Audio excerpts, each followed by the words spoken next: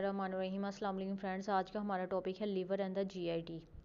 तो इसमें सबसे पहले मैं आपको ना फिजियोलॉजिकल चेंजेस बताऊंगी प्रेगनेंसी के अंदर जो है। इसमें लोअर इसोफिजियल प्रेशर, पेरिस्टॉल्सिस और गैस्ट्रिक एम्पटिंग और मोटिलिटी, ये सारी चीज़ें जो है रिड्यूस हो जाती हैं। अलबत्ता जो स्मॉल बावल और लार्ज बावल का ट्रांजिट टाइम है ना, वो इंक्रीज़ हो जाता है। और 20 to 40% जो एल्ब्यूमिन है उसकी कंसनट्रेशन भी फॉल हो जाती है due to dilution resulting from increase blood volume. और इसके अलावा टोटल प्रोटीन कंसनट्रेशन भी डिक्रीज़ हो जाती है। इस पैराग्राफ में इन्होंने ये बताया कि जो एल है ना, उसमें एल्कलाइन फॉस्फेटेस डबल हो जाता है क्योंकि वो प्लेसेंटा से भी प्रोड्यूस हो रहा होता है। लेकिन ALT, SGPT, AST और SGOT ये सारे जो है ना डिक्रीज़ हो जाते हैं। बिलिरुबिन के अंदर कोई चेंज नहीं आता। ठीक है, तो उसके बाद उन्होंने बताया है, सबसे पहला टॉपिक है नोज़िया, वॉमिटिंग एंड हाइपरेमेसिस। उसमें वो कह रहे हैं कि नोज़िया वॉमिटिंग जो है ना ये कॉमन है, लेकिन हाइपरेमेसिस लेस कॉमन है। हाइपरेमेसिस का मतलब है कि women unable to maintain the adequate hydration, और साथ में उसके जो है ना weight loss, muscle wasting, ketonuria dehydration, electrolyte imbalance, hypokalemia और मेटाबॉलिक हाइपोकलोरीमिक एल्गलोसिस होता है। ठीक है, इसमें पेशेंट को टाइलिज्म होता है, यानी inability to swallow the saliva. ठीक है, रिस्क क्या क्या हो सकता है? फीटल ग्रोथ रिस्ट्रिक्शन का रिस्क है, मटर्नल हाइपोनेट्रीमिया का, सेंट्रल पोन्टाइन माइलिनोसिस का, thiamine deficiency leading to Wernicke's encephalopathy, इसका रिस्क है। जो मार्कर ऑफ सेवेरिटी है ना, वो हैं कि अगर ग्रेटर दैन 10% मदर का वेट लॉस हो गया है, या उसके थायराइड फंक्शन टेस्ट ज़्यादा आ रहे हैं, या उसके LFT ज़्यादा आ रहे हैं, तो ये मार्कर ऑफ सेवेरिटी है हाइपरेमेसिस के अंदर। मैनेजमेंट में आपने सबसे पहले इसकी DDs को रूल आउट कर लेना है कि UTI, hypercalcaemia, Addison disease, thyrotoxicosis, cholecystitis, multiple pregnancy, hydatidiform mole, ये सारे भी ना हाइपरेमेसिस के फीचर शो करते हैं।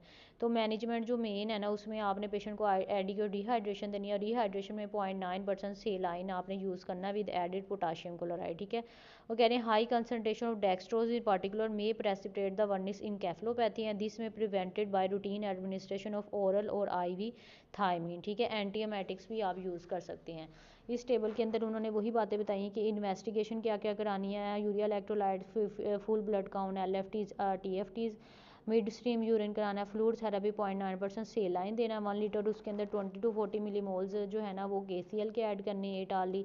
वाइटामिन में थायमीन देना है 25 to 50 mg, IV भी आप दे सकते हैं 100 mg सेलाइन के अंदर, 100 ml सेलाइन के अंदर वीकली। और एंटीमेटिक्स में जो है ना साइक्लिजीन, प्रोमेथाजीन, स्टेमाटिल ये फर्स्ट लाइन है, मीटोक्लोप्रामाइड, डोम पेरिडोन और क्लोरप्रोमाजीन सेकंड लाइन, और ऑनडेंस्टिरोन ये सारे सेकंड लाइन है, जबकि कोर्टिकोस्टेरॉइड जो है ना वो थर्ड लाइन एंटीमेटिक्स में कंसीडर होता है। ठीक है, इसीलिए उन्होंने कहा है कि जो सीवियर केसेस है ना, जो इम्प्रूव नहीं हो रहे कन्वेंशनल ट्रीटमेंट और IV फ्लूइड से, उसको जो ना ट्राइलोफोन, डेंस्टिरोन और कोर्टिकोस्टेरॉइड भी आप कंसीडर कर सकते हैं, जो कि थर्ड लाइन है।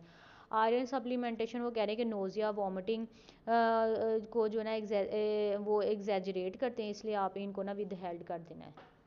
नेक्स्ट आ जाता है जर्ड। तो जर्ड में वो कह रहे हैं कि इसमें ना 2/3 जो वुमेन होती है उनमें हार्ट बर्न होता है प्रेगनेंसी में, जो कि थर्ड ट्राइमेस्टर में ज़्यादा कॉमन है। इसकी वजह होती है कि एक तो रिफ्लेक्स इंक्रीज़ हो जाता है, क्योंकि जो है ना लोअर इसोफिजियल प्रेशर रिड्यूस हो जाता है, पेरिस्टॉल्सिस रिड्यूस हो जाती है, डिले गैस्ट्रिक एम्पटिंग है, जैसा कि हमने पहले भी पढ़ा है। ठीक है, तो जो है ना आपने जिसकी वजह से एसिड और अल्कलाइन जो गैस्ट्रिक कंटेंट है ना, वो इसोफिगस की इन्फ्लेमेशन कर देते हैं, और इसकी वजह से पेन, वाटर ब्रश और डिस्पेप्सिया होता है। मैनेजमेंट में आपने पेशेंट को पोस्टर चेंज का बताना है, उसको कहना है कि वो जो है ना वो फूड बिफोर रिटायरिंग में उसको सोने से पहले जो है ना फूड को अवॉइड करे और फ्लूइड इनटेक ज़्यादा कर दे। ठीक है, एंटासिड्स भी सेव हैं। एल्यूमिनियम कंटेनिंग जो एंटासिड्स होते हैं वो कॉन्स्टिपेशन कराते हैं, जो मैग्नीशियम कंटेनिंग एंटासिड होते हैं ना वो डायरिया करवाते हैं। ठीक है, तो मीटोक्लोप्रोमाइड जो है ना वो भी स्पीड करती है गैस्ट्रिक एम्पटिंग को, वो भी रिलीव करती है रिफ्लेक्स को। ठीक है, लेकिन सुक्रल फेट और जो है ना H2 ब्लॉकर्स जो हैं ये भी सेफ़ हैं। PPI, ओमेप्राजोल जो है ना पावरफुल सप्रेसर हैं गैस्ट्रिक एसिड सिक्रीशन के। ठीक है, नेक्स्ट आ जाता है पेप्टिक अल्सर। पेप्टिक अल्सर वैसे तो रेयर, इसमें पेशेंट एपिगैस्ट्रिक पेन के साथ आता है रादर दैन विद कॉम्प्लिकेशन।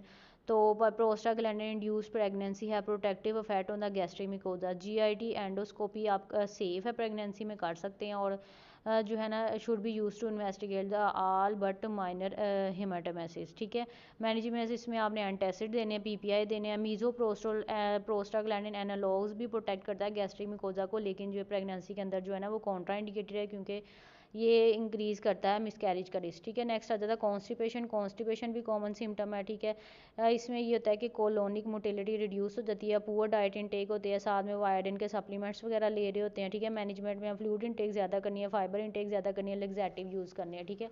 लेग्जेटिक्स में आप जो है ना ओस्मोटिक लेग्जेटिव जैसे कि जो है आप लैक्टोलूज वगैरह भी यूज़ कर सकते हैं, और इसके अलावा स्टूमुलेंट लेग्जेटिव ग्लिसरीन स्पोस्ट्रीज और सीनाकोड ये भी आप यूज़ कर सकते हैं, ये सेफ़ हैं।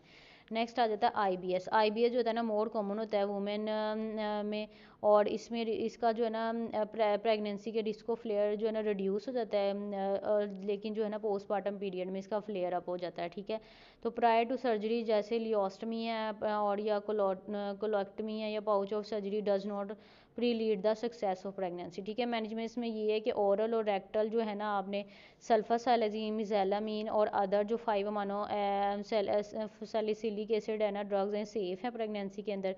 पेशेंट को आपने 5 mg फोलिक एसिड भी देना है प्री कंसेप्शन, ताकि न्यूरल ट्यूब डिफेक्ट्स और कार्डियल डिफेक्ट्स और ओरल क्लेफ्ट और फोलेट डेफिशिएंसी ना हो, ठीक है। कॉर्टिकोस्टेरॉइड भी अक्सर रिक्वायर्ड होते हैं, ठीक है। एजाथायोप्रिन भी सेफ़ है, और इसके अलावा बायोलॉजिकल थेरेपीज़ जो होती हैं ना वो भी आप यूज़ कर सकते हैं, लेकिन इनको आपने ना 30 वीक से पहले जो है ना डिसकंटिन्यू कर देनी है, ठीक है। सर्जिकल जो भी कॉम्प्लिकेशन हो सकती हैं आईबीएस की वजह से, obstruction, haemorrhage, perforation, toxic megacolon, caesarean section में भी indicating the presence of severe perianal Crohn disease with reform in elastic और स्कार्ड रेक्टम और पेरिनियम।